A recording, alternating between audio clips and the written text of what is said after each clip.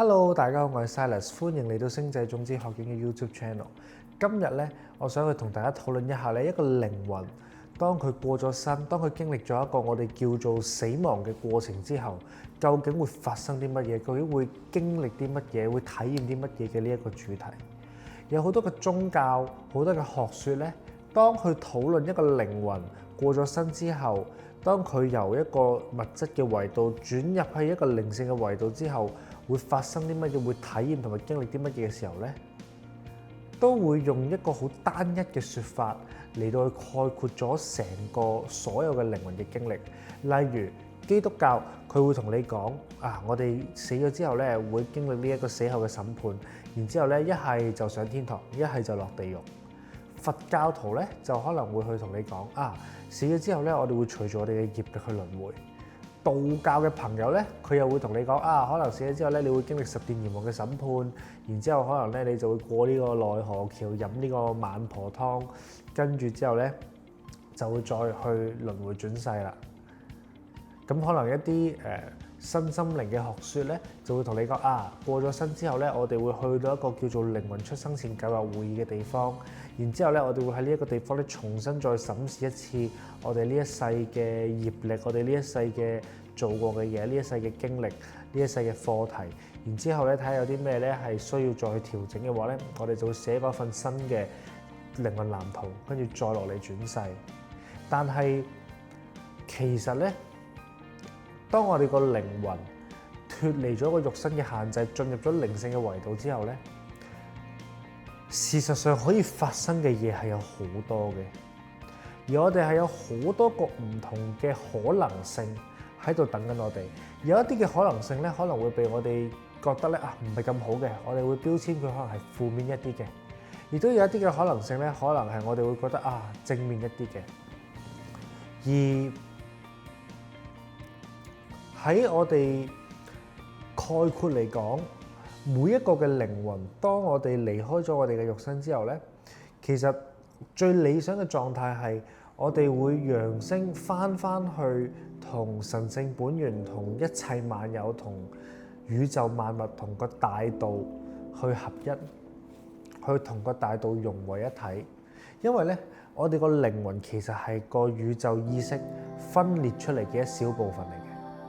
而當我哋落到嚟體驗完我哋要體驗嘅嘢之後 ，suppose 我哋要做嘅嘢咧就係我哋會升翻上去。但係喺呢一個過程入邊咧，中間我哋有可能咧會有好多唔同嘅我哋叫做遺幕，或者好多唔同嘅事情發生嚟到障礙我哋，又唔係障礙嘅，或者令到我哋忘記咗其實我哋 suppose 係應該要上翻去。因為好多時我哋其實並唔係唔知道點樣上翻去，但係我哋唔記得咗，因為我哋原本係喺嗰個合一嘅維度嗰度落嚟噶嘛。但係落到嚟之後咧，當我哋體驗咗好多唔同嘅事情喺呢個世界，被唔同嘅宗教去我哋叫做洗腦又好，或者係去教育又好，令到我哋忘記咗其實我哋個本質就係嚟自於嗰個合一嘅道，嚟自於嗰個神聖本源。我哋 suppose 落嚟體驗完生命之後咧，我哋就會上翻去同神聖本源合一㗎啦。但係因為我哋唔記得咗呢件事，我哋被教育可能我哋要跟住牛頭馬面走，或者係跟住某一個宗教嘅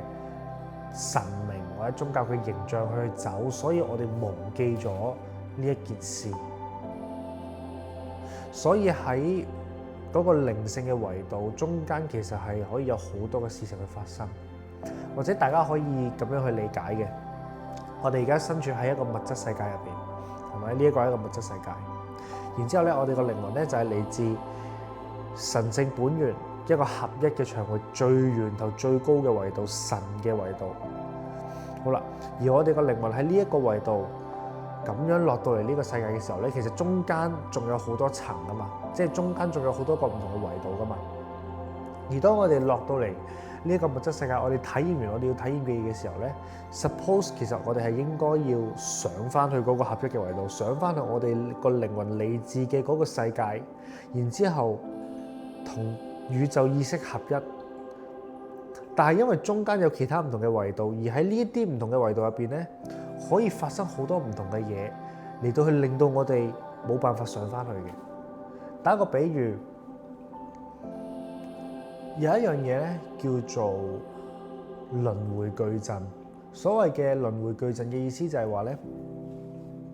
喺嗰個靈性嘅維度入邊咧，有一啲唔係咁友善嘅傳友啦。而呢一啲唔係咁友善、唔係咁 friendly 嘅傳友咧，佢哋係唔希望我哋可以上翻去嗰個源頭嘅神聖源頭嘅維度嘅。而因為佢唔想我哋上翻去嗰個神聖源頭嘅維度咧，所以佢會喺中間嘅呢一啲中間嘅其他維度嗰度咧，擺一啲嘅唔同嘅劇本出嚟。嗰個劇本可能係佢會當你升緊上去嘅時候，佢會喺中間擲住你，然後同你講：誒，你仲有一啲嘅課題未完成，或者你仲有一啲嘅業力未處理完，所以你要再重新落翻去呢一個物質世界入邊，再重新去體驗翻你要體驗嘅嘢，去學翻你未學習到嘅課題，去還翻你未還到嘅業力。亦都有一啲嘅情況咧，可能佢會去做一個審判嘅空間出嚟，喺嗰個靈性嘅維度嗰度做一個審判嘅帷幕出嚟。然之後咧，當你上緊去嘅時候，你就會入咗去呢一個望落好似一個審判嘅一個法庭咁樣嘅空間。然後喺呢一個空間入邊咧，佢就會同你講：你今世做咗啲咩，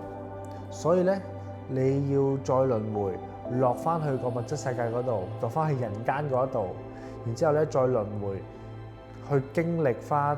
去償還翻你上一世做過種下嘅業債。而亦都可能會有一啲嘅情況咧，就係喺呢一啲中間嘅維度入邊咧，有一啲可能我哋叫做地獄或者我哋叫做天堂嘅地方，但係呢一啲地方咧，佢本身其實並唔存在嘅，而係由嗰一啲唔想我哋直接翻上去同神聖本源連結嘅傳友製造出嚟嘅空間嚟嘅。跟住之後咧，當嗰啲靈魂去到呢一啲維度嘅時候咧，你就會被吸引去。因為你嘅信仰嘅關係，你就會被吸引去呢一啲嘅天堂或者地獄嘅空間。然之後咧，當你喺呢一啲嘅空間入邊去體驗緊佢哋話俾你聽你需要體驗嘅嘢嘅時候，你就會忘記咗我自己其實本身係仲應該要繼續上去嘅。但係亦都有一啲嘅情況咧，可能我哋死後嘅經歷咧係同呢一啲嘅輪迴矩陣冇關係嘅。打一個比喻就係，如果一個人當佢面對緊呢一個我哋叫做死亡嘅過程嘅時候，佢個心入邊咧仲有好多嘅慾望啦，好多俗世嘅執念未清啦。俗世嘅執念可能係對金錢、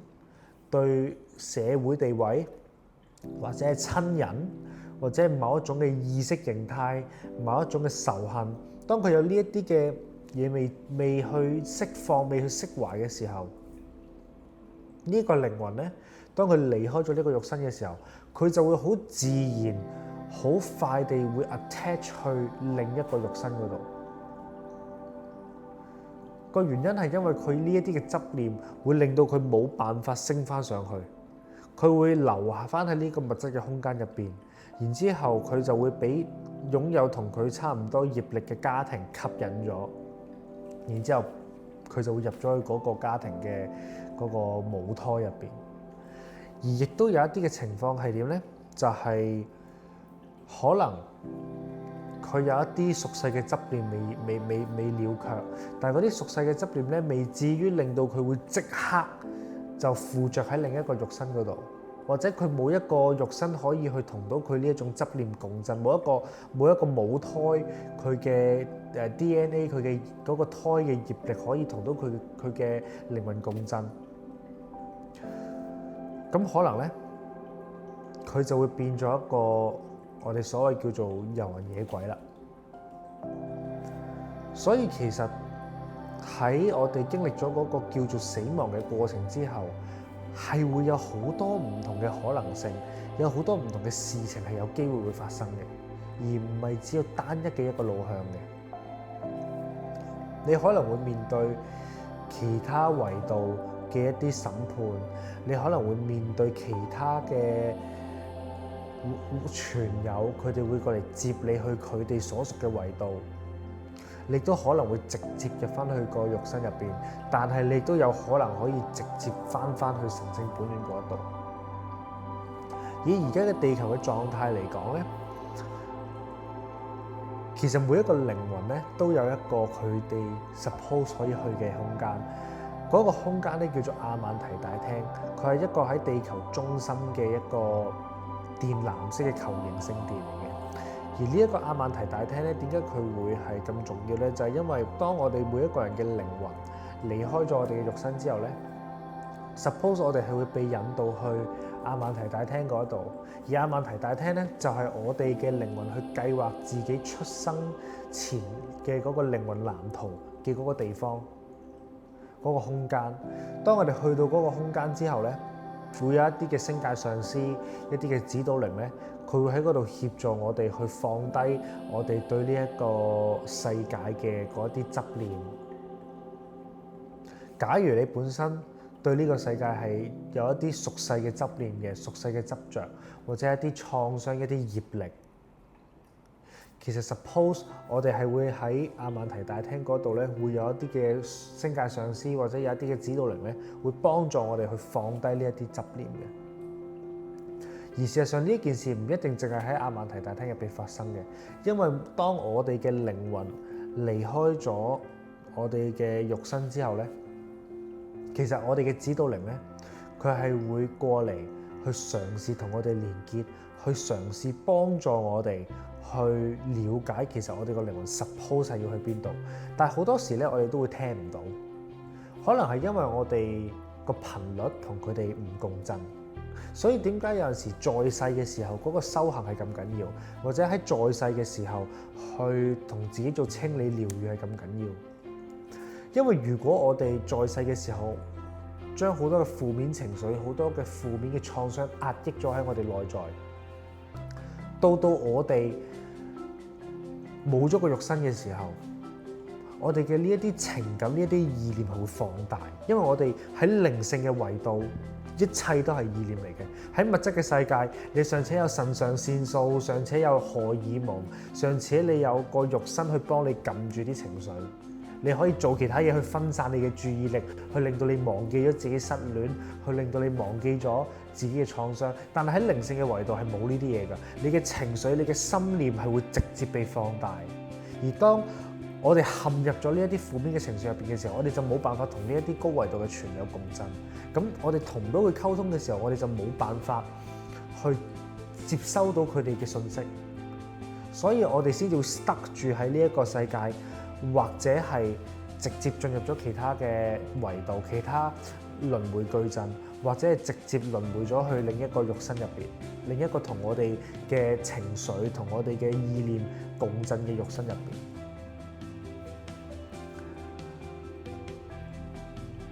有一本書咧叫做《賽斯資料》，我相信應該會有好多人睇過。《賽斯資料》入邊咧，佢就係講有一個人，有個通靈者，有個靈媒，佢連結咗一個叫賽斯嘅高靈。然後呢個叫做賽斯嘅高靈咧，就帶住佢寫咗好多本書，好多本解釋呢個世界點樣運作，我哋人嘅命運係點樣去產生、點樣形成嘅一大系列嘅著作。而賽斯咧喺佢嘅書入邊咧，其實有提及過，佢就係其中一個做緊呢一樣嘢嘅角色。佢就係其中一個會幫助亡靈去過渡到去佢哋應該要去嘅嗰個空間嘅其中一個指導靈。而其實嗰一個嘅空間咧，就係亞曼提大廳。所以只要我哋喺在世嘅時候有去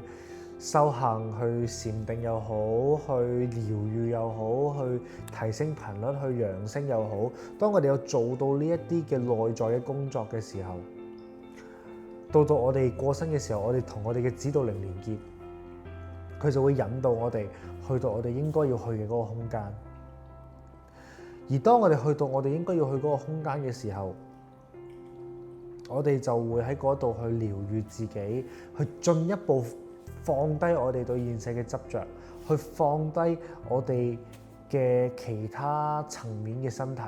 因為我哋除咗我哋嘅物質身體之外咧，其實我哋仲有意態體、情緒體同埋心智體。而然之後，當我哋放低埋呢3層嘅身體咧，我哋先至真正係可以翻去我哋嗰個靈魂嘅狀態，嗰個轉世人格嘅狀態。而當我哋放低我哋嘅意態體、情緒體同埋心智體嘅時候，我哋就會重新翻去我哋嗰個純粹嘅靈魂嘅狀態。然後我哋就會喺呢一個狀態再去諗我哋究竟下一步應該要去乜嘢嘅空間。我哋可以透過亞曼提大廳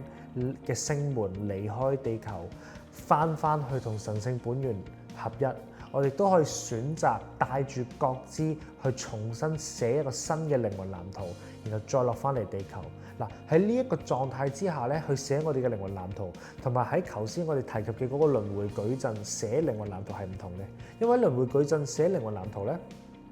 嗰啲嘅偽裝成你指導靈嘅負面傳友咧，嗰啲唔友善嘅傳友，佢哋會誤導你，話俾你聽，你有啲業力要償還，你有啲課題要學習，跟住就會引導你去寫一個其實唔係真係你需要去經歷嘅靈魂藍圖，而係佢哋想你去喺被誤導嘅情況之下所寫嘅靈魂藍圖。但係喺亞曼提大廳入邊，所有嘅指導靈，佢哋都係喺宇宙法則嘅安排之下嚟幫助我哋嘅。所以咧，佢哋喺佢哋嘅指引之下寫嘅靈魂藍圖咧，會係更加貼近到我哋靈魂嘅需要，同埋我哋嘅自主權係會大好多嘅。而當我哋喺個亞曼提大廳寫完個靈魂藍圖之後咧，我哋就再同我哋嘅父母啊，同我哋嘅要認識嘅人啊，去簽下我哋需要去有嘅靈魂契約啦。而呢一啲嘅靈魂契約，佢又唔係一個束縛嚟嘅，純粹係咁我就知道咧，我今世要做你個仔，然之後咧，可能咧我要做你嘅朋友。喺小學嘅時候咧，我要識到邊個；喺中學嘅時候，我要識到邊個。然後我哋一齊去學習我哋要學習嘅課題。呢一個咧就係一個靈魂 suppose 佢應該要有嘅運作。頭先咧我提到我哋個靈魂咧，除咗有個物質身體之外咧，其實我哋仲有意態體、情緒體同埋心智體嘅。呢3個層面嘅身體咧，其實正就係我哋嘅對俗世嘅執着嘅來源。而好多時咧，我哋會喺街嗰度咧見到一啲嘅亡靈啦，見到一啲嘅亡魂喺度遊走啦。或者如果你有用呢個靈視能力去觀察呢個街道上面，你會見到有一啲嘅靈體喺度行緊。其實嗰啲嘅靈體咧，好多時佢都唔係一個純粹嘅靈魂嚟嘅。好多時咧，其實佢都係一啲亡魂。當佢哋放低咗個物質身體之後咧，因為佢哋對俗世嘅嘢嘅執着，所以佢哋被困喺佢哋嘅意態體、情緒體或者心智體入邊。如果一個人咧，佢對於慾望、金錢或者一啲社會性嘅物質性嘅嘢、社會地位有好強烈嘅執着嘅話咧，佢就會被困喺佢嘅意態體嗰度，冇辦法放低佢嘅意態體。如果有一啲嘅亡魂，佢哋對於某一種情緒，例如係仇恨啦、憤怒啦，有好大嘅執着嘅話咧，咁佢哋就會被困喺佢哋嘅情緒體嗰度，或者係如果佢哋係被有一啲好強烈嘅想像嘅事物，佢哋好執着嘅話咧，都會被困喺情緒體嗰度。而如果有啲人佢對於一啲意識形態、信念或者宗教信仰有好強烈嘅執着嘅話，佢哋就會被困喺佢哋嘅心智體入邊。有時候咧，呢一啲被困喺佢哋嘅意態、情緒、心智體嘅靈魂咧，會進入咗去嗰一啲喺其他維度嘅輪迴矩陣嗰度，即係我頭先提及嘅嗰啲天堂、地獄或者係審判嘅空間。但係亦都有一啲嘅時候咧，呢一啲嘅亡魂咧，佢哋係會遊走喺人間，成為我哋叫做地縛靈嘅東西。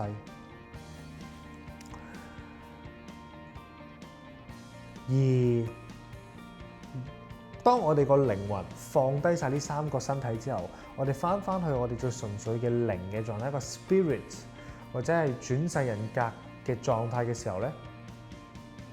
我哋就會入到去亞曼提大廳入邊，然之後去決定我哋應該要去邊一啲嘅空間。當然亦都有一啲時候，我哋會帶住呢一啲嘅以太體、情緒體、心智體入到去亞曼提大廳入邊，視乎我哋有冇覺知到我哋本身應該要去嘅道路。所以咧，當我哋做超度工作嘅時候咧，我哋係會將呢一啲嘅亡靈送去通往亞曼提大廳嘅道路入邊。咁佢哋就會喺嗰一度，喺亞曼提大廳嗰度先至再放低佢哋嘅以太體、情緒體或者心智體。但係如果一個人佢本身對俗世嘅執着唔大嘅話咧，佢哋係可以直接喺物質世界就放低佢哋嘅以太、情緒同埋心智體，然之後咧就過到去亞曼提大廳嗰度。咁 anyway， 我哋翻去入咗亞曼提大廳之後，當我哋翻去嗰個轉世人格嘅狀態嘅時候，我哋可以選擇去 plan 我哋嘅靈魂藍圖落翻嚟，又或者我哋可以選擇離開去其他嘅維度、其他嘅空間，例如係進入到第5維度嘅地球，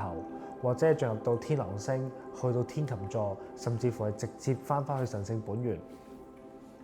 不過喺呢一度咧有一個 tricky 嘅位，而呢一個位咧係好多時都會被人誤解，成為一個審判嘅。就係咩咧？就係有啲時候咧，因為我哋喺個物質世界嘅經歷太多，我哋累積咗好多嘅卡瑪，或者好多嘅執念，或者好多嘅情緒，而呢一啲情緒咧已經係滲入咗我哋個靈魂入邊，可能係一啲創傷，可能係一啲冤親，佢未必係仇恨，但係可能係一啲嘅緣，一啲嘅冤親嘅緣分。而因為帶住呢一啲嘅負面嘅情緒或者係創傷，我哋冇辦法可以去同更加高嘅維度共振，因為更加係要進入更加高嘅維度，我哋就需要同嗰啲嘅維度共振。如果我哋冇辦法去同嗰啲維度共振咗，其實我哋係冇辦法可以進入到嗰啲空間噶嘛，因為喺靈性嘅維度係講同頻共振噶嘛。而因為我哋冇辦法同嗰啲維度共振咧，所以星界上司指導靈就會同我哋講可能咧你需要先針對住你而家有嘅創傷或者課題咧，去做一啲學習先，去做一啲經歷先。咁所以咧，你可能咧要去寫一個新嘅靈魂藍圖，然之後落嚟去經歷一次去學習你要學習嘅課題。到你處理好可能你內心嘅憤怒，或者你內心嘅仇恨，或者你內心嘅創傷之後，你就可以體驗到嗰種無條件嘅愛，去同更加高嘅維度共振，從而你就可以上到更加高嘅維度啦。但係呢一個過程咧，喺一般嘅宗教裏邊咧，佢哋會將佢定義為一個審判，因為就好似感覺好似咧，我俾人去 judge 我可唔可以入到去嗰個空間咁樣。但係其實佢唔係，佢只不過係因為嗰個同頻共振嘅原理，而我哋暫時冇辦法同佢共振，所以我哋需要去再經歷，去等我哋可以同到更加高維度共振，從而令到我哋可以進入到更加高維度嘅空間。呢一個就係審判嘅真正嘅意思。其實佢並唔係一個去judge 我哋或者去一言堂嘅一個過程，純粹係一個同頻共振嘅原理嘅一個彰顯或者一個體驗，就係咁樣。所以其實咧，我哋個靈魂有冇權去選擇我哋要去邊度，或者我哋過咗身之後離開咗呢個物質世界之後，我哋要去邊度咧？其實我哋係絕對有權去選擇嘅。只不過喺中間嗰個過程入邊，我哋需要明白呢個世界嘅遊戲規則係點樣玩。我哋需要明白同頻共振嘅原理啦，我哋需要明白我哋個靈魂點解會寫呢一個藍圖啦，同埋我哋需要去明白我哋嘅靈魂究竟喺過咗身之後 suppose 係可以去邊一度，或者有啲乜嘢嘅可能性係喺個靈性嘅維度嗰度等緊我哋。咁呢一個咧就係關於我哋死咗之後，個靈魂離開咗個肉身之後，究竟會發生咩事嘅一個好簡單嘅描述。其實係仲有好多好多唔同嘅可能性嘅。不過咧喺今次呢條片入邊咧，為免篇幅過長咧，我哋就今日先講到呢度。咁如果大家有興趣想聽更加多嘅話咧，就記得 CLSS comment like subscribe 同埋 share 呢一條片出去，等更加多嘅朋友咧可以接觸到多啲呢一方面嘅資訊。如果對呢一條片嘅內容有任何嘅問題咧，歡迎大家喺下面留言，我哋會逐個留言咧去睇下同埋回覆嘅。多謝大家，咁咧之後我哋再喺其他嘅片區再見啦，拜拜。